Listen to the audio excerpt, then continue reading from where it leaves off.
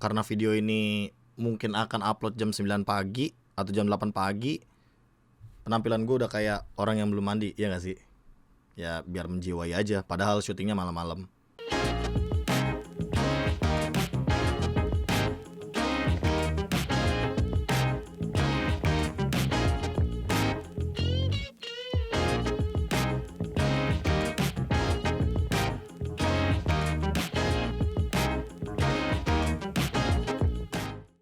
Sebelum kita mulai ke browsing, aku pengen ingetin buat budum-budumku semuanya, cek aja di dalam in-game sekarang udah ada yang namanya MLBB X Kung Fu Panda skin. Dan di sana kalian bisa langsung spin sekarang juga, kalian dapetin skinnya. Ada 3 untuk skinnya, ada Tamus, ada Link, dan juga ada Akai sebagai pemeran utama dari Kung Fu Panda Po. Dan buat kalian bisa cek langsung sendiri aja di dalam in-game-nya untuk mendapatkan skin tersebut. Buat kalian yang pengen diamond murah, langsung aja klik link yang ada di description. Di situ ada link Chia Store dan langsung aja kalian rasakan sendiri diamond murah, harga rakyat, kualitas pejabat. Pertama, datang dari Bigetron Esports, yaitu adalah Bigetron Beta yang kedatangan satu pemain gold laner baru, yaitu adalah Matt yang baru saja diturunkan dari MPL Indonesia. Kebetulan kayaknya Browsing ini bakal lebih banyak untuk membahas pemain-pemain yang turun dari MPL ke MDL deh. Salah satunya Matt. Matt dulu dia dikenal sebagai pemain gold laner yang ya cukup memukau, apalagi dengan pulih hero-nya yang kayak Chow. Tapi akhir-akhir ini karena emang meta silih berganti ke arah Batrix 11, dia pun memainkan hero-hero tersebut. Dan menurut gue dengan Bigetron Beta yang kedatangan satu roster gold laner seperti ini, yang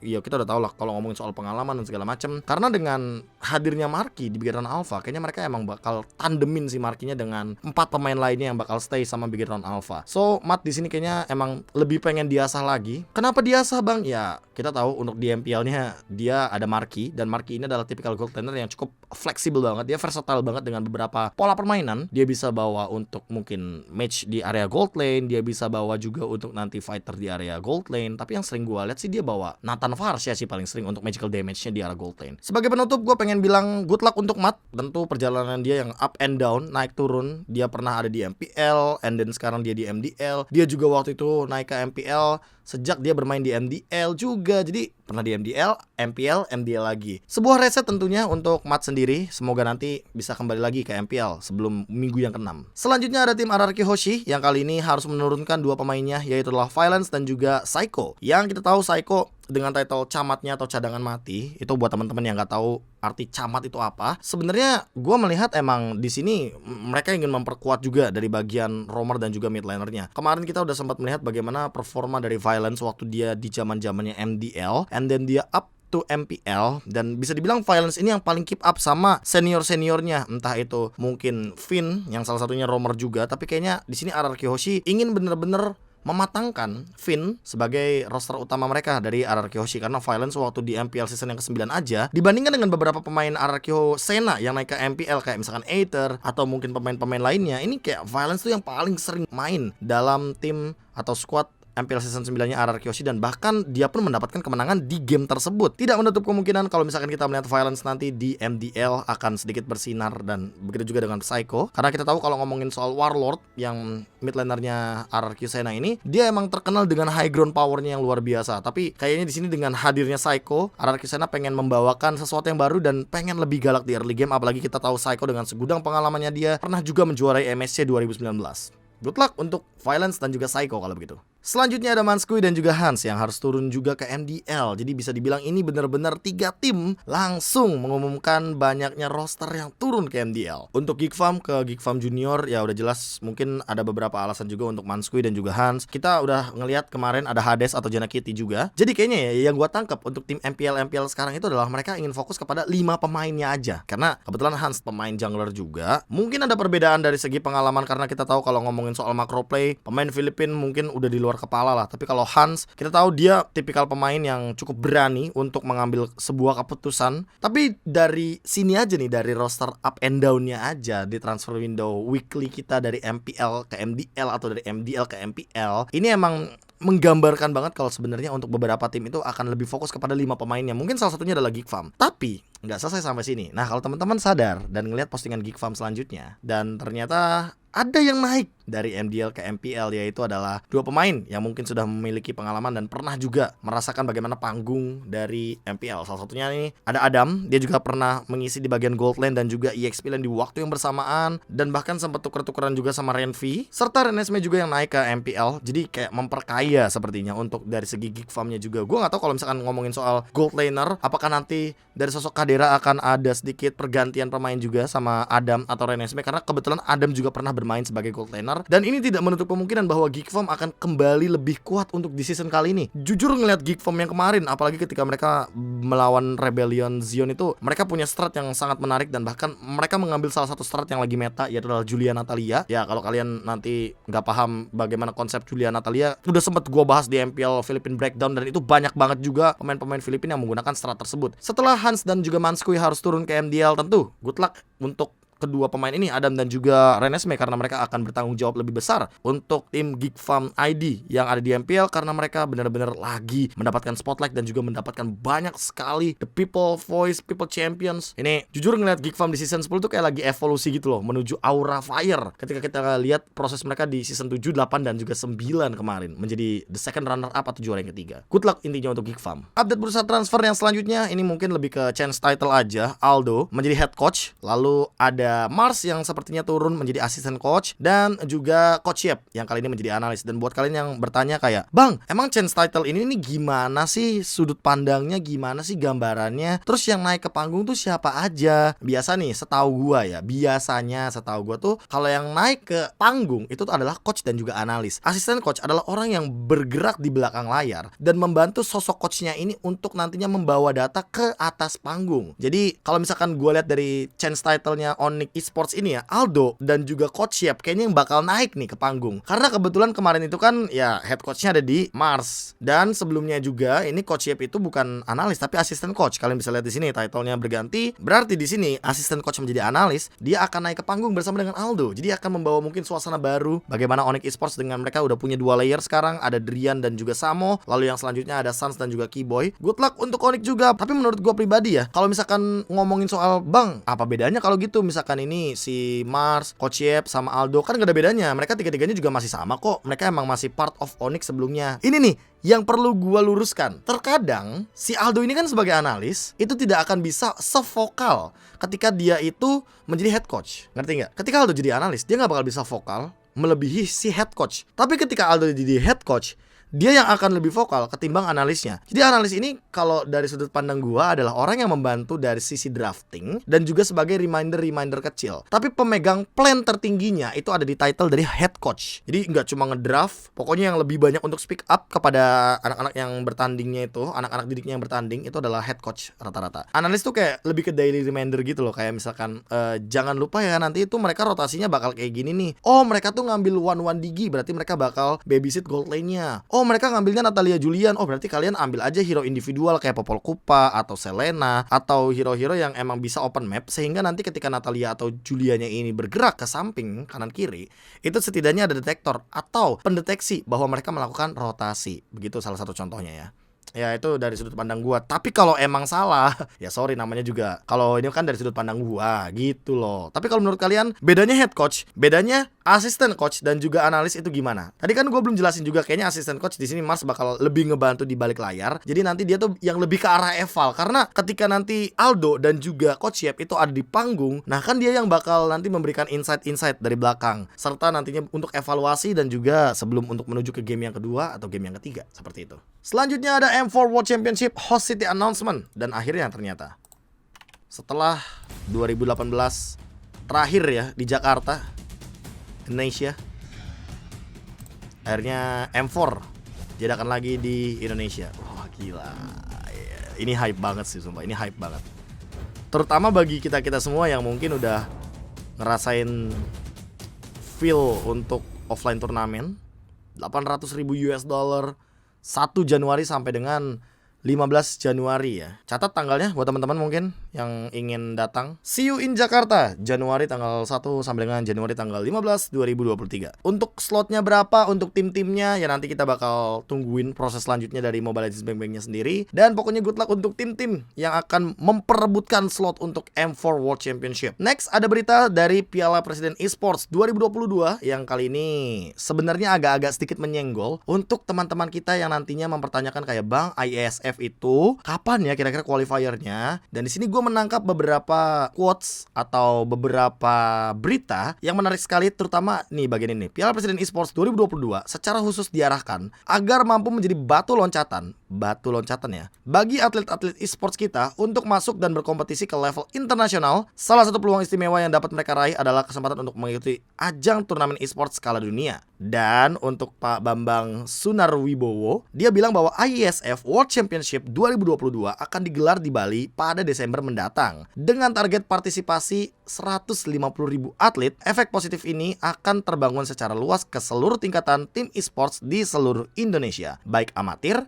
semi-pro, maupun tim pro. Jadi secara nggak langsung kalau gue simpulkan ya, Piala Presiden ini adalah salah satu langkah atau satu-satunya langkah untuk kita mencari atau melihat siapa sih perwakilan dari IESF tim Indonesia. Karena di sini kayak udah ada tanggal-tanggalnya juga yang dilaksanakan ternyata pada tanggal 10 Agustus 2022 dan grand finalnya diadakan pada tanggal 10 sampai 13 November 2022 di Jakarta. Piala Presiden Esports itu sendiri hadir dengan sejumlah game yang dipertandingkan. Tapi untuk menyinggung sedikit soal IESF, di sini gue juga nggak bawa satu artikel, tapi di sini gue juga membawa beberapa artikel yang ini salah satunya juga buat teman-teman yang mungkin bertanya-tanya, Bang, IESF ini apa aja yang ditandingkan? Ya kalian bisa lihat sendiri di sini logonya ada Tekken 7, PUBG Mobile, semua game termasuk Dota ini juga dipertandingkan di sini. Dan menurut gua dengan tadi ada kode bahwa ada pemain amatir segala macamnya, ini terkait sekali tentunya dengan yang akan kita lihat adalah Timnas Mobile Legends Bang-Bang Filipina. Karena di Filipina aja mereka memiliki 7 roster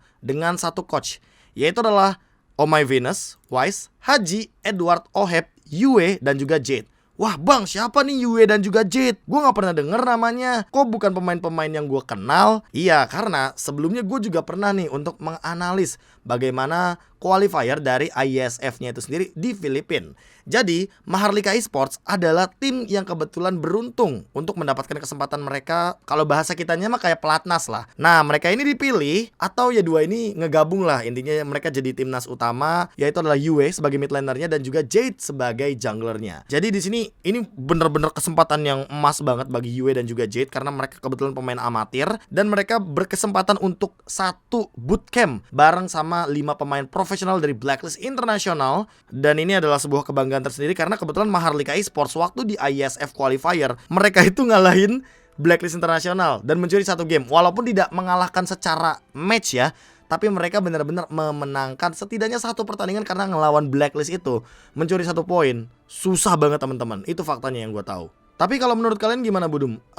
Apakah Piala Presiden Esports ini emang nantinya akan menjadi tanda kutip salah satu atau satu-satunya cara untuk kita melihat bagaimana perkembangan dan juga perwakilan dari IESF? Atau jangan-jangan kalian punya opini tersendiri terkait perwakilan dari IESF sendiri? Karena gue pribadi jujur ngelihat ya mereka digabung loh untuk pemain profesional dan juga pemain amatir. Ini akan membuka jalan baru bagi pemain-pemain amatir yang emang mereka tuh potensial. Mereka punya chance, punya kesempatan. Dan emang kesempatan ini tidak akan bisa didapatkan oleh mungkin pemain-pemain lain atau tim-tim lain. Karena memang ya kesempatan kayak gini rare banget atau jarang banget. Tapi kalau gue pribadi gue sangat mendukung sekali kalau seandainya nanti ternyata kita harus membuka atau open qualifier yang dari pemain profesional dan juga pemain yang amatir. Kenapa? Karena itu akan membuktikan sejauh apa sih kalau pemain amatir ketemu sama professional player. Apakah mereka akan terkena yang tanda kutip buff nama dengan perbedaan title mereka sebagai pemain amatir dan juga pemain profesional, atau mereka malah melawan sebagai mereka itu yang tidak terpandang sama sekali as the underdog, dan juga mereka melawan tim profesional yang selama ini tuh dipandang terus selalu mendapatkan spotlight dan juga menjadi sorotan para komunitas. Oh, gue sih nungguin banget yang kayak gini karena terkadang pemain-pemain amatir tuh ada juga loh 1 atau 2 yang bisa lah untuk kita cari potensinya atau kita gali potensinya atau kita poles potensinya untuk menjadi professional player dan juga next generation untuk pemain mudanya. Kita mungkin sudah selesai dengan berita atau informasi dari Indonesia, dari Nusantara, dan sekarang kita harus bergerak sedikit ke teman kita atau tetangga kita di Filipina karena Onyx Filipina baru saja melakukan sebuah announcement bahwa Chuks TV itu sudah tidak lagi menjadi roster dari Onyx Philippines. Buat kalian yang nggak tahu Chuks TV itu siapa, Chuks TV itu adalah sosok influencer streamer. Jadi dia tuh ada di Filipina dan kalian bisa lihat di sini ada 13 juta followers.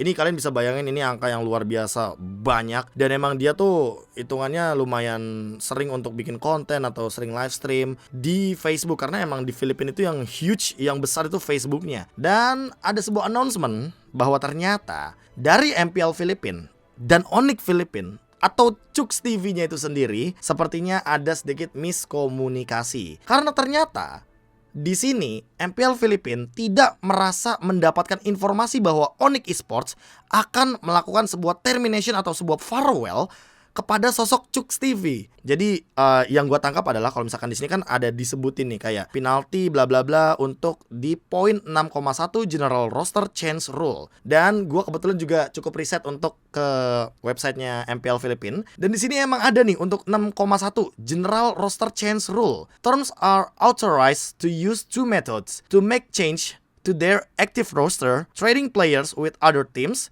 and signing or releasing free agents. All changes to active roster shall be approved by the MPL Operating Committee before they will be considered effective. Jadi simpelnya kalau di rules ini yang gue tangkap adalah mereka MPL Filipina itu harus menerima laporan dari tim yang nantinya akan melakukan sebuah transaksi. Entah itu mereka ingin trade atau mereka nantinya bakal menggantikan pemainnya dengan pemain dari tim lain, atau mereka bertransaksi dengan tim lain, atau ya yang kedua gitu loh, mereka atau poin yang kedua yaitu adalah membawa pemain yang free agent atau bahkan melepaskan pemain menjadi free agent. Dan di sini yang gue tangkap dari postingannya MPL Filipina adalah mereka itu berarti ada sedikit miskomunikasi sama Onyx Philippines untuk masalah yang Chuks TV ini. Jadi yang gue tangkap di paragraf yang keduanya itu, the MPL Philippine Operation Committee is aware of Onyx Philippines' decision to terminate Chuks TV from its Season 10 roster. While the committee respects this move,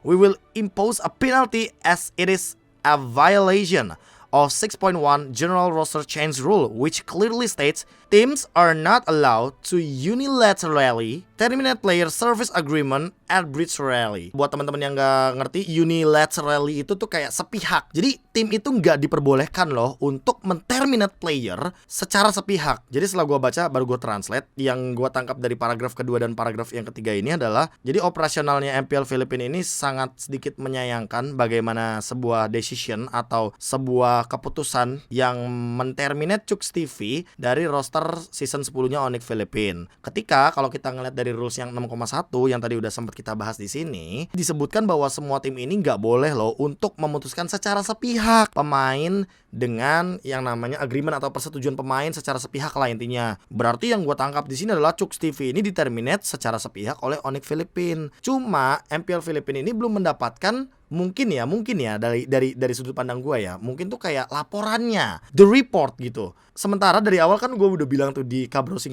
sebelumnya bahwa Chuks TV ini setahu gue kayak bahasa dikitannya kayak YouTuber, kalau di mereka tuh kayak streamer, influencer yang kebetulan masuk ke dalam roster. Namun ngelihat dari announcement kayak gini, ini emang menunjukkan profesionalitas dari sebuah liga, termasuk MPL Indonesia juga. Mereka pasti akan sedikit memberikan sebuah teguran. Nah, karena di sini ya balik lagi Onyx Philippines kena tegurannya. Kebetulan inget nggak kayak zamannya dulu Doyok mungkin yang kena penalti dia nggak boleh main. Terus mungkin ada beberapa tim kayak RRQ Hoshi bahkan waktu MPL Playoff season yang ke-8 kalau nggak salah. Nah kan bener kan kata gue, MPL season 8 di Bali nih RRQ Hoshi dapatkan sanksi. Ini merupakan sebuah kebijakan yang menurut gue sangat tegas bagi MPL. Jadi mereka tuh ya gue nggak mau tahu, yang penting lo harus laporan dulu. Jadi Onyx Philippines punya keputusan apa, ya misalkan dia mau terminate Chuks, bukannya nggak boleh, tapi setidaknya mungkin ya laporan. Karena ini yang gue tangkap dengan kata unilaterally, ini sepihak berarti. Ya semoga gue sotoy atau salah mungkin, karena ya yang gue tangkap di situ. Dan emang MPL tuh mengedepankan untuk bagaimana profesionalitas atau keterbukaan antar MPL dan juga timnya. Jadi emang aku bilangnya apa ya, elit-elit di MPL-nya. Wah elit.